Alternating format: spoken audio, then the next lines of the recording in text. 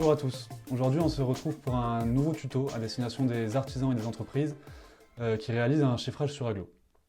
Donc ici on se retrouve sur mon interface artisan où je retrouve tous les projets sur lesquels j'ai été invité. Si jamais un projet ne se retrouve pas sur mon interface, il y a un bouton ici pour récupérer un projet. C'est-à-dire que dans le mail que l'architecte vous a envoyé, il y a un code de récupération, il vous suffit de l'intégrer ici et de cliquer sur récupérer mon projet pour qu'il apparaisse parmi la liste de vos projets. Une fois que vous avez votre projet sur votre compte, vous pouvez cliquer dessus. Ensuite, on va vous demander de l'accepter. Une fois qu'il est accepté, vous allez pouvoir le chiffrer. Donc là, on se retrouve dans l'interface de chiffrage d'un projet en particulier. Comment est-ce que ça se présente? Alors, vous avez un premier cadre dans lequel vous avez toutes les informations générales du projet. Maître d'œuvre, maître d'ouvrage, opération. Et ensuite, vous avez un second cadre avec, en particulier, les lots qui vous sont assignés. Ici, par exemple, démolition, maçonnerie, façade, toiture, cloison me sont assignés.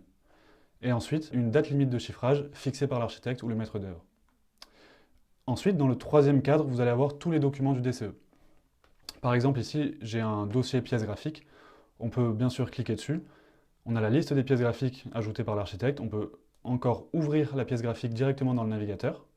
Ou alors, bien sûr, vous pouvez également télécharger un dossier zip avec l'intégralité des documents.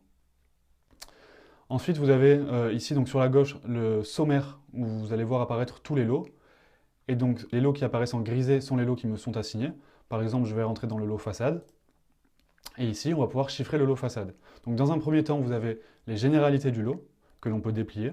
Et ensuite, tous les postes du lot. Vous avez le quantité, l'unité, la TVA, prix unitaire et prix total. Vous avez deux moyens de chiffrer sur Aglo. Vous pouvez chiffrer soit le lot dans sa globalité, et dans ce cas, il faut ouvrir le petit cadenas et remplir un prix. Par exemple, je rentre 7000, et dans ce cas, j'ai chiffré le lot dans sa globalité, je n'ai pas besoin de remplir un prix pour chaque poste. Ou alors, je ferme le cadenas, et dans ce cas, je peux rentrer un prix pour chaque poste. Ensuite, vous voyez apparaître en bleu les clauses techniques d'un poste, vous pouvez les déplier pour y accéder.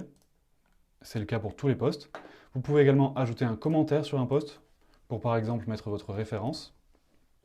Et ensuite, vous allez pouvoir, à la fin du lot, ajouter un poste.